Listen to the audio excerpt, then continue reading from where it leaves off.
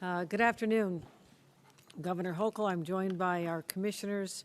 We have Commissioner of Emergency Services, Jackie Bray, has joined me. She's been at every crisis at my side from the very beginning. Thank you, Commissioner Bray. We have Basil Sagos, the Commissioner of Department of Environmental Conservation. We also have John McDonald, our Commissioner of Health. I did want to give some updates on the Canadian wildfire and what it is doing to the state of New York. And first of all, we want to talk about what I consider to be a health and environmental crisis.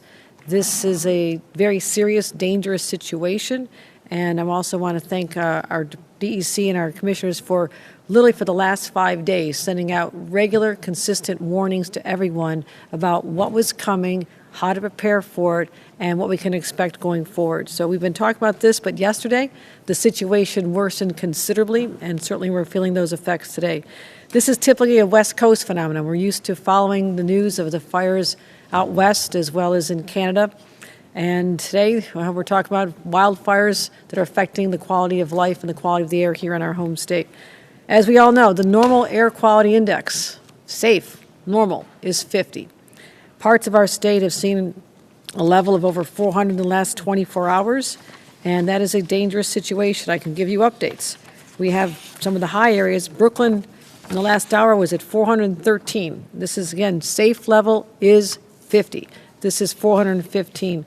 Health warnings for everyone. The entire population is likely to be affected. Queens, right behind Brooklyn. So we're seeing these effects. That's 407 in the Queens area. That's an 800% increase over what is safe. And this is why we're very concerned. It has an immediate impact on people's health. Irritation to the eyes, the nose, breathing, coughing, and even shortness of breath. So our message right now is going to be reiterated multiple times because it is simply stay indoors. Outdoors is dangerous in just about every part of our state, not just vulnerable communities, but literally everyone. We normally are accustomed to talking about children, babies, people with compromised immune systems, senior citizens, but this is something that's having an effect on everyone. So we're recommending that people cancel their outdoor activities.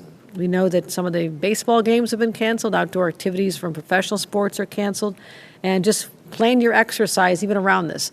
You don't need to go out and run tonight. You don't need to go out and take a walk. You don't need to push the baby in the stroller.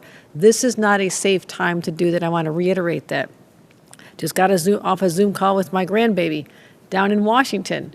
They're keeping her indoors because the air quality is being affected us even that far away. So this is a very serious matter. Also, to protect people, we believe that the N95 mask is an important way that people can stop the air particles from getting into their lungs. That is why I'm announcing we are making available 1 million N95 masks that we made available at state facilities. We have over 400,000 distributed to members of the public at state parks, MTA stations, Javits Center, Port Authority, and bus terminal, and anywhere else people need them. We're also having 600,000 masks available at Homeland Security stockpiles for local governments to pick up. So we're doing a Zoom call tonight, and my team will be speaking to the Association of Counties, the Conference of Mayors all across the state to let them know that these resources will be available to them. And if there's anything else they need, we are here to help. Speaking of helping, we're trying to help our neighbors in Canada. I just got off the phone minutes ago with the Canadian Consul General, Tom Clark, and he told me what they're seeing is unprecedented. Compared to an average 10-year period, the number of fires they're experiencing right now is up 100%. I'm sorry, 14,000%. And so I offered our help. We offered fire rangers to be deployed to assist them, and they said that they're looking at the request and they'll be certainly getting back to us. I think this is such a scale with over 285 fires right now in Canada, 175 that are considered out of control, and these are his words as of the last hour, that they're trying to assess where they need the most help. So we need to be prepared for more fires from Canada and also our own state. We are at a fire risk in our own state because it is incredibly dry, especially in western New York and central New York. So we want to make sure that we are aware of that as well.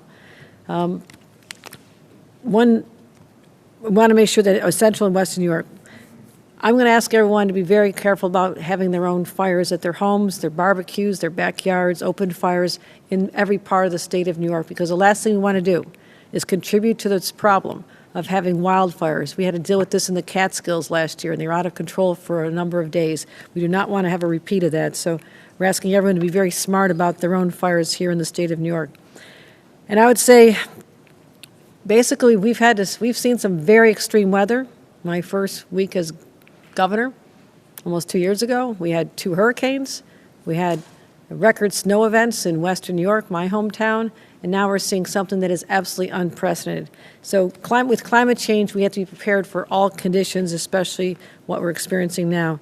And one thing we can do is make sure that people do keep masks in their homes, stay at home, and again, no strenuous activities. I think that's all I want to report on right now. Is there anything I've missed, commissioners, as far as updates? I'm good. Okay. Any commissioners? Okay.